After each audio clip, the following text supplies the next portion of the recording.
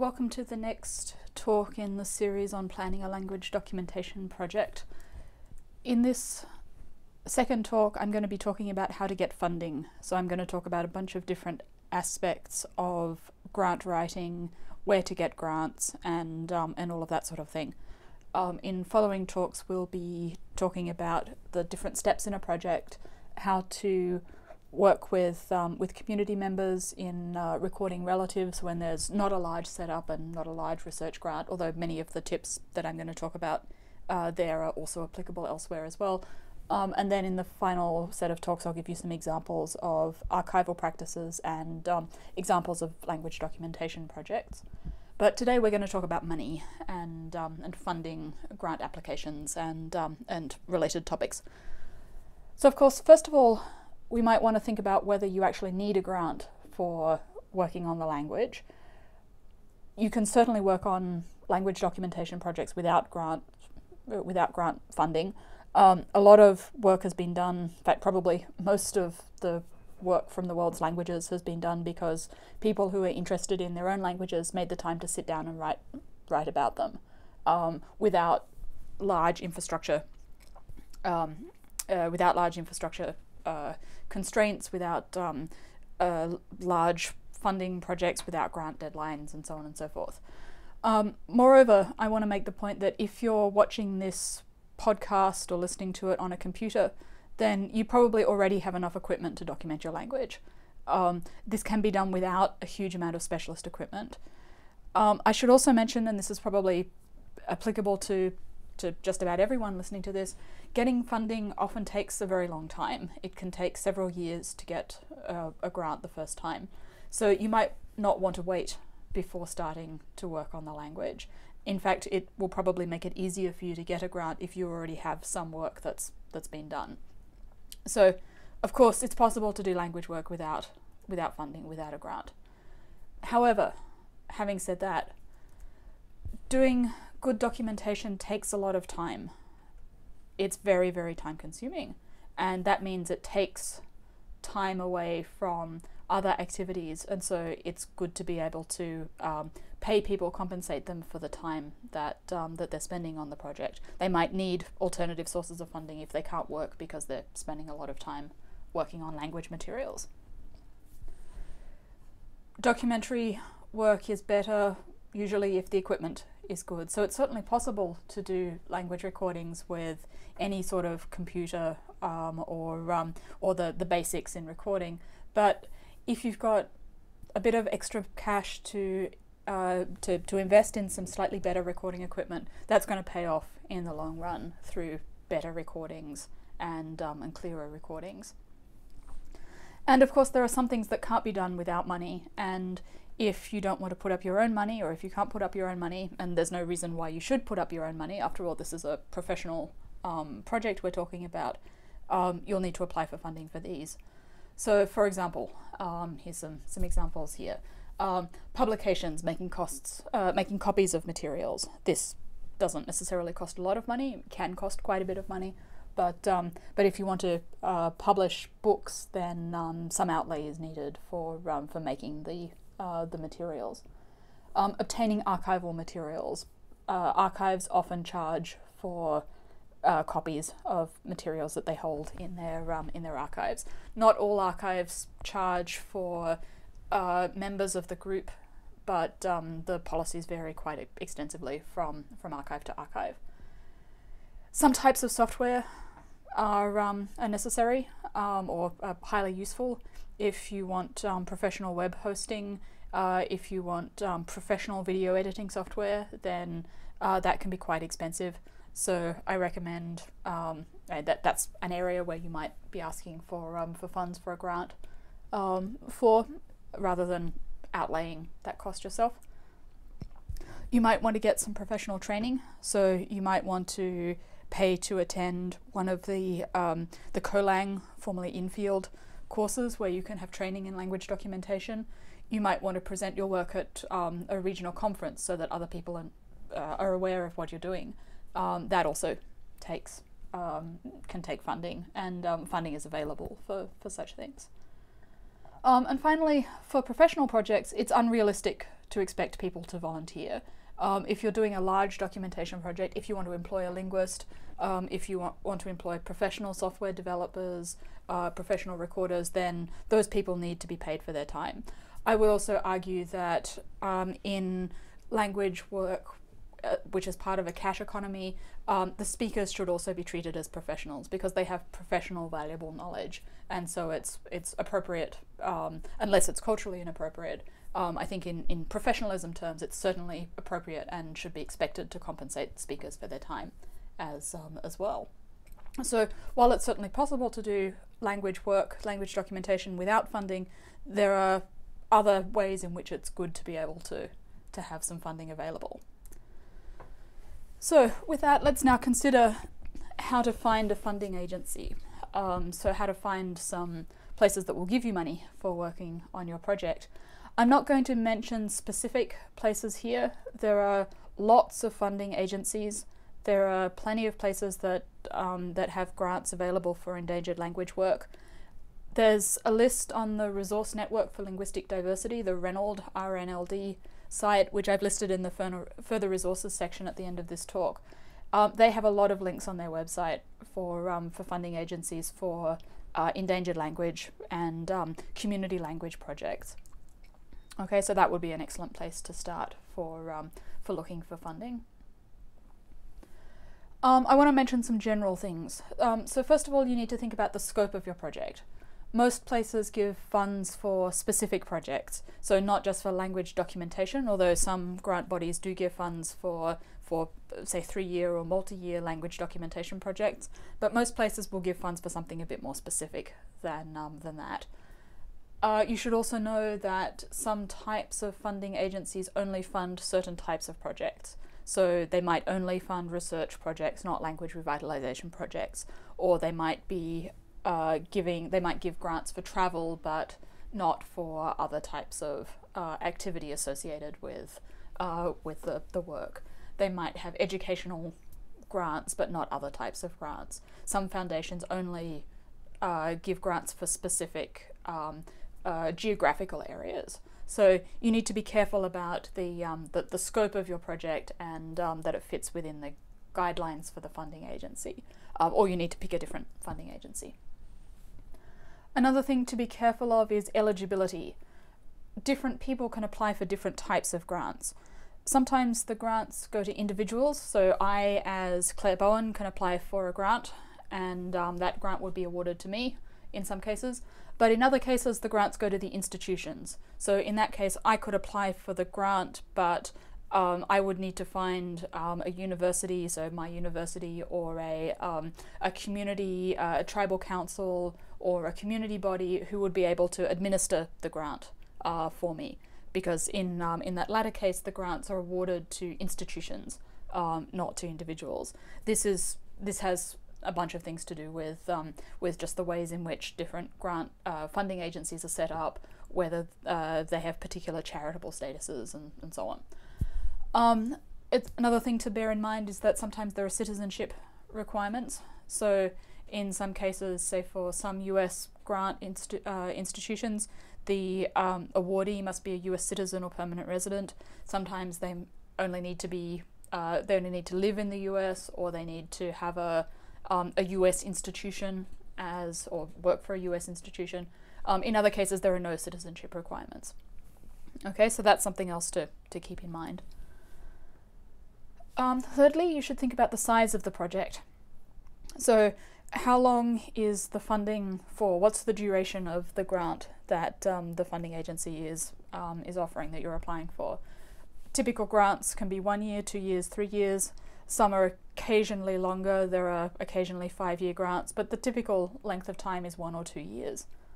So you need to think about what you can achieve in that time scale, and how many times you'll need to apply for other types of funding as well. Related to the size of the project is whether there's a limit on the size of the grant, the amount of money you can apply for. This varies very, very extensively in institutions. The smallest I know of are around $500. The largest can be well over $1 million. So there's a big limit on a big range of potential limits for grant sizes. I don't want to give a typical figure, but I guess for linguistics grants, for documentation grants, the number tends to be in the thousands, and the small numbers of thousands to tens of thousands rather than 100,000s. So we're not talking about medical research where grants of several million or tens of millions of dollars are common. That is certainly not the case for language grants. Finally, you should also take note of any due dates that the funding agency has. Typically there will be deadlines for the grant applications. They occur at all times of the year across the world, so you'll need to be on top of this. You might want to make a calendar if you're applying to several different places. Remember that grants take time to write, particularly the first grant. The first grant application that I wrote took probably 3 or 4 times as long as any of the subsequent ones. That's because I wasn't familiar with just how to write the sort of language that grant agencies expect. It took me a long time to work out a budget for the first time. I had to get all the information together that the funding agency wanted. But the next time I applied for a grant, it took much less time because I already had that information and I could update it. And I knew a bit more about what was expected. So it took less time. But you should start well in advance of the deadlines and don't leave it to the last minute to submit. So in summary, for finding a funding agency, you want to think as well about where your project might fit. So does it fit within the scope of the funding agency's targets? Does the scope of your project fit the scope of their projects? Are you applying for the sorts of things that they want to fund? Are you eligible to apply for their grants? So are you allowed to, do you fall under the requirements that they have for who they give money to? Do you have an institution that you can ask to host the grant if need be? Have you thought about the size of the project? So we don't want to apply for, say, 5-year grants to do an alphabet book. But likewise, we don't want to apply for a whole language documentation project for a single year because it just takes longer than that. And you want to make sure that the amount of money that you're requesting fits within the guidelines of the funding agency as well. Okay, so with that, let's now consider the different parts of a grant application. Now, there are a number of things that go into a grant application, and every application is different. Every grant body has its own requirements and its own formats. They have their own order for each of the questions and so on and so forth. But having said that, most applications ultimately ask the same types of questions. All of the grant funding bodies want to know the same sorts of things about the project, the who, what, when, where, and why of the project. So what I'm going to assume here is based partly on grant applications that I've done, but it's pretty applicable to funding more generally. Sometimes you might need extra things, sometimes you might not need quite this much information, sometimes they might have things in a different order, it might not look quite like this, but the sorts of questions I'm going to be talking about here are the sorts of things that grant applications are going to ask you about. Okay, so there are usually 6 or so parts to a grant application. There's the background, so the background to the language and the language that you're going to be working on, project statement, so what you're actually going to do, project outcomes, how will you know if you've succeeded, a summary for an executive summary or a summary document, the budget, and any other documentation. So let's now go through each of those in some detail. So first of all, the language background. You're going to want to include a bunch of general information about the language. So what the language name is, if it's got a language name. Where is the language spoken? How many people speak it? Is it endangered? Are children learning the language? What other languages is it closely related to?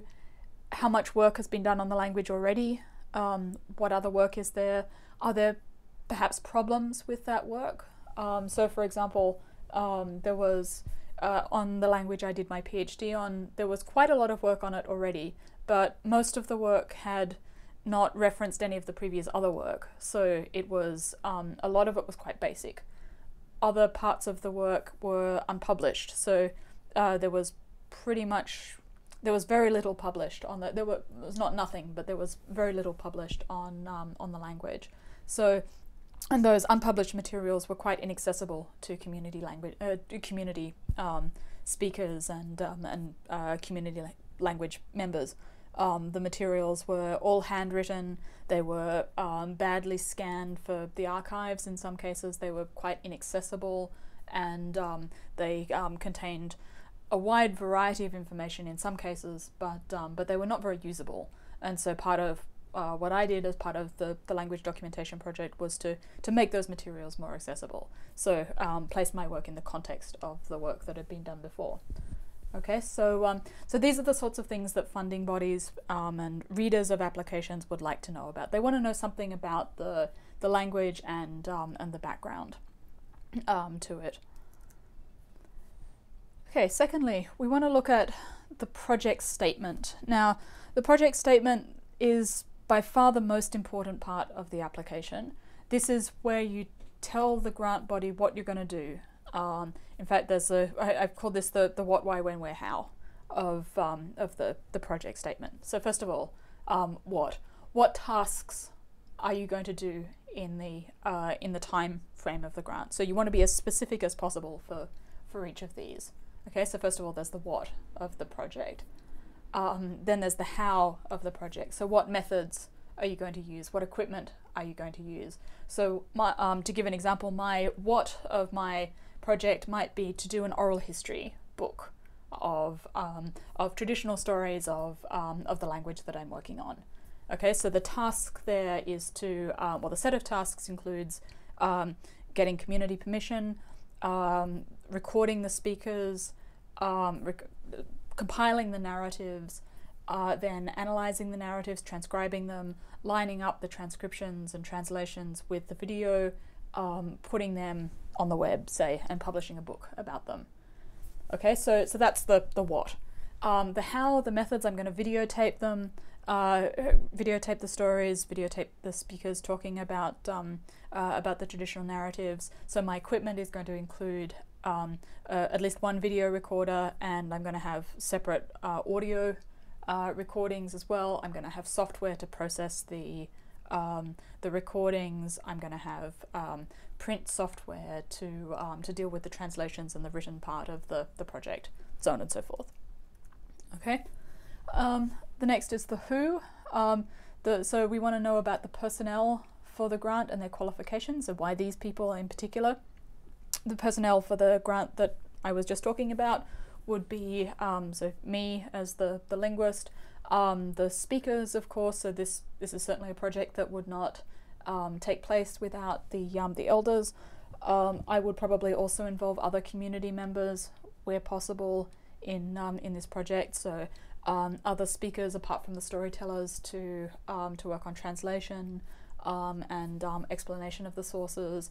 I would want community-wide consultation in the appropriateness of the stories for publication, so what can be released within the community and what can be released more generally, and of course the storytellers would have the final say in that as well. So there could be quite a few people involved in this project that would be beyond the linguist and the storytellers. Okay, then we've got the where of the project, so the project location. It could be just the local place where the language is spoken. It might be that speakers need to make trips to traditional country or elsewhere to tell the stories or to do better documentation. So you'd need to be specific about where the work of the grant is going to take place.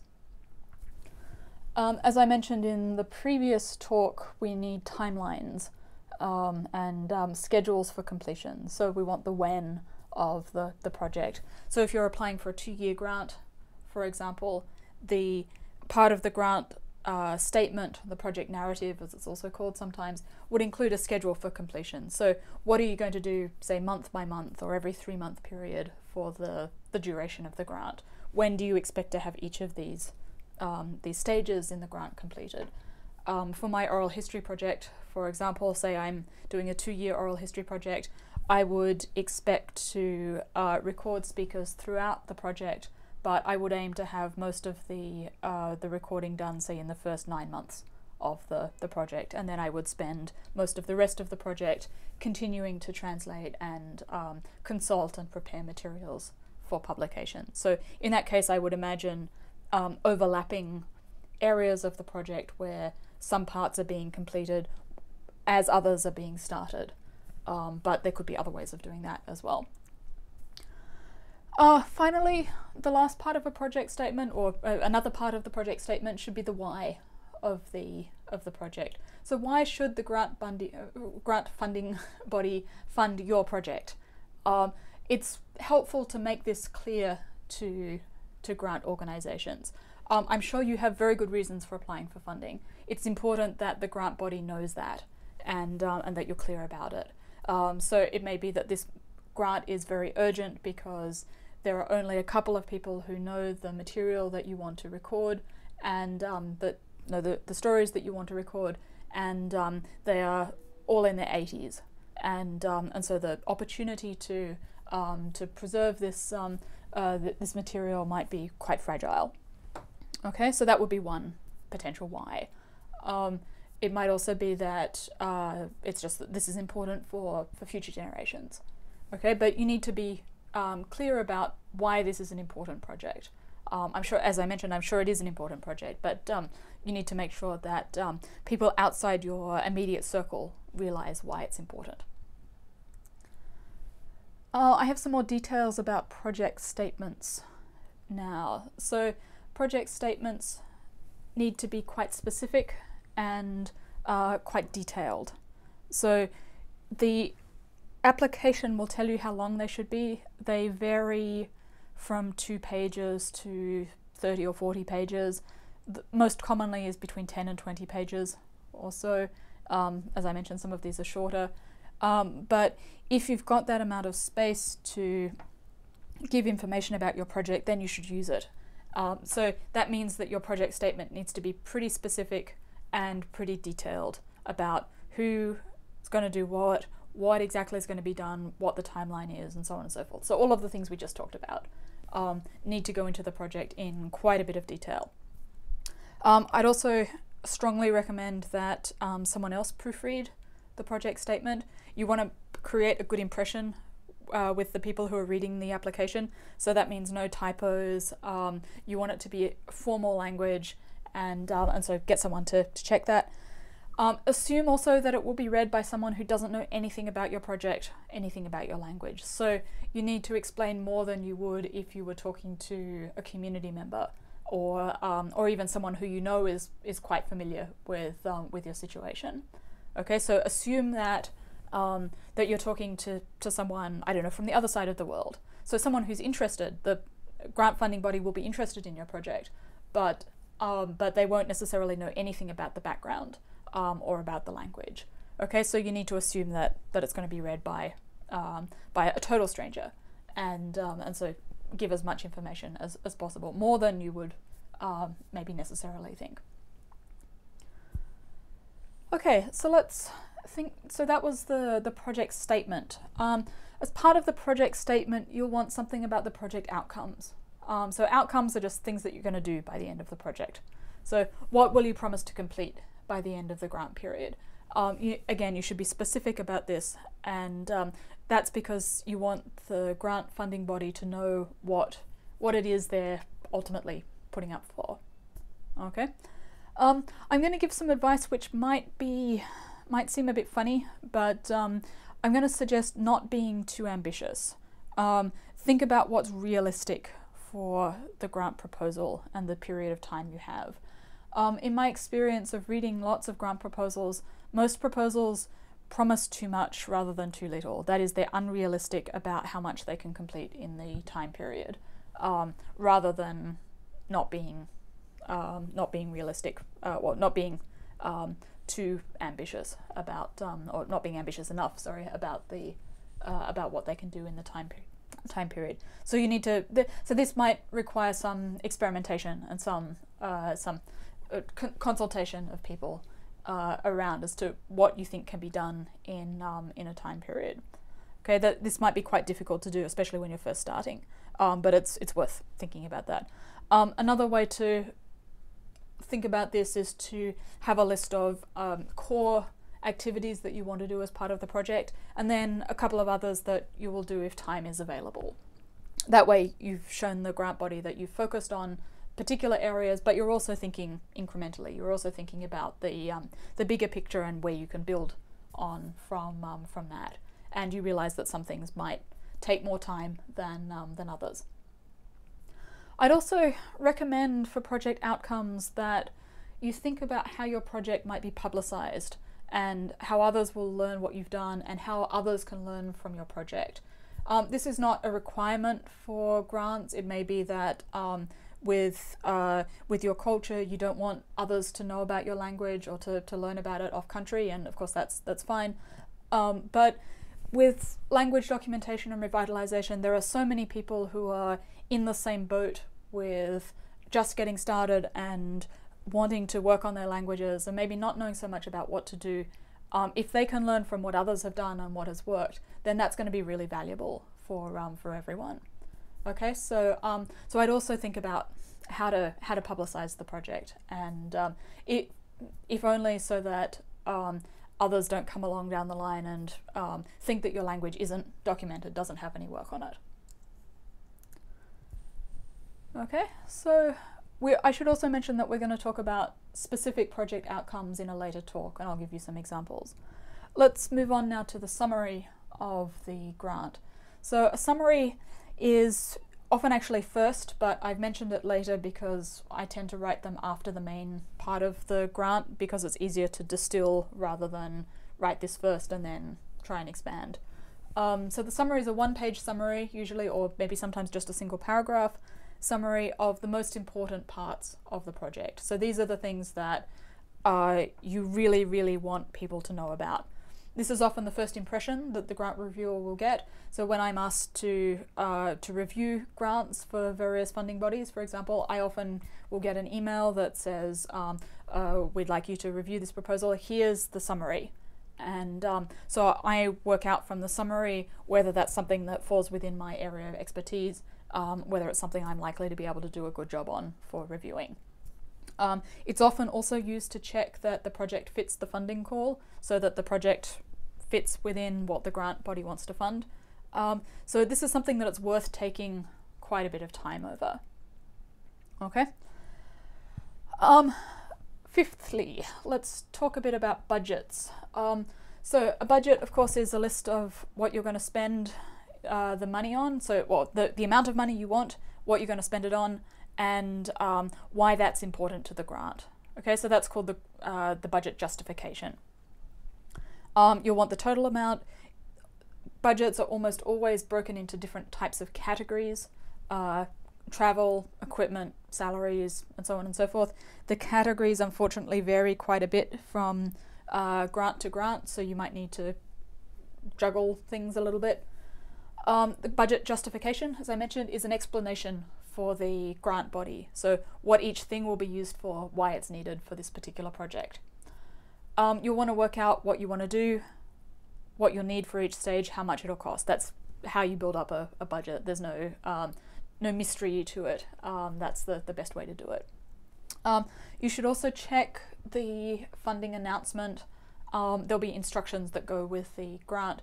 Many funding agencies have quite strict rules about what they will and will not pay for. So National Science Foundation grants, for example, cannot pay for alcohol under any circumstances, as far as I know. They can't pay for, or there are quite strict rules for foreign travel, foreign being outside the US travel. In other cases, the grants might not pay for equipment if the grant is less than a year in duration. So there can be quite complicated rules about what can and can't be funded on a grant. Sometimes the grants will allow salaries, sometimes they won't allow salaries. Okay, so so that needs to be taken into consideration. In terms of budget samples, I'm going to give you some suggestions. This is based on probably a minimal budget from, or a budget that's been taken from a number of different grants that I've applied for, and just provided as an example. Your grant will probably look a little similar. You might have other things, you might not need some of these things. So this is just here as a suggestion. Also, of course, as I mentioned, the funding bodies might have their own requirements, so it might be that some of these don't actually work. Okay, so you'll probably want some equipment. If you don't have a computer, you'll probably want to get one. $1,500 will buy a fantastic computer these days. I would strongly recommend getting at least one backup hard drive, possibly more than one, and storing your backups in different places. I would also strongly recommend getting something like a set of DVDs to make backup copies and keeping those in separate places as well. I'm going to talk more about archiving and other things in a later talk, but you want to be thinking about that from the start so that you can build in any costs into the grant. You're going to need probably, well, you could get a digital recorder and a microphone. The Reynolds site, the RNLD site, has equipment recommendations. I'm not going to endorse any particular recorders here. I use compact flash recorders. I have a couple of different brands now. You might want a digital video recorder. If you're going to be recording video, then digital video is relatively easy to work with. If you're using digital recorders, then you'll need SD cards or compact flash cards, so you'll need to budget for those. You might need other equipment that I haven't talked about here. You might need power protection, surge protection, for example. So you should think about what materials you will be using, what equipment you'll be using in the budget. You might need some specialist software, for example. Another category could be salaries. So here, for example, I've suggested salaries for language speakers and managers. And you'll need an hourly rate, number of hours per day, number of days per week, number of weeks per year. So here I've assumed, say, 3 people working 5 hours a day, 5 days a week for 45 weeks. That's quite large, but that's the sort of thing you want to think about. Other things might be you could claim for postage of DVDs, so perhaps you want to archive your materials, and so you want to send the DVDs to the archive. Perhaps you want to have a website that tells others about your language and hosts some of the videos that you've been recording. So you might want to put those on a website, and then so you need the hosting fees. You might need miscellaneous stationery, so on and so forth. Okay, so there are other things that you might want to think about. You might want to have a travel budget. So for example, you might want to go to Colang, and so they have a registration fee, and then you need to fund the housing and the airfare from that. Perhaps you want to get copies of field notes from local archives. If you do that, then that can be quite expensive sometimes. So you would want to budget for that as well. Okay, so these are the sorts of things that go into a budget. Finally, the last part of the grant application involves other documentation. So you might need other pieces of information apart from what you want to do.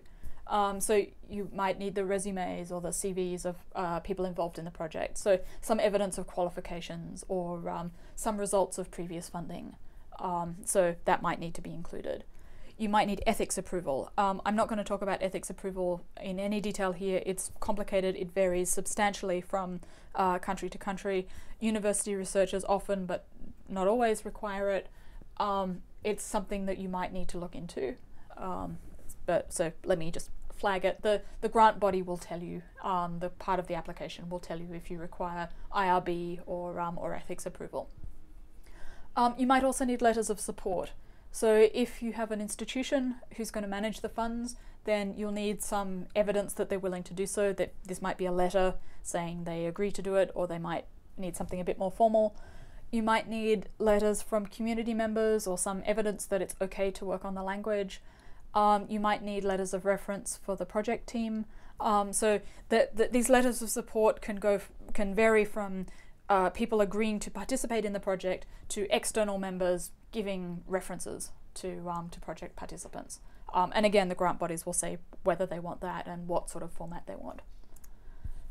Okay, so in summary, this sounds like quite a lot of work, I assume, and indeed it is a lot of work. As I mentioned, the first grant application can be quite time-consuming.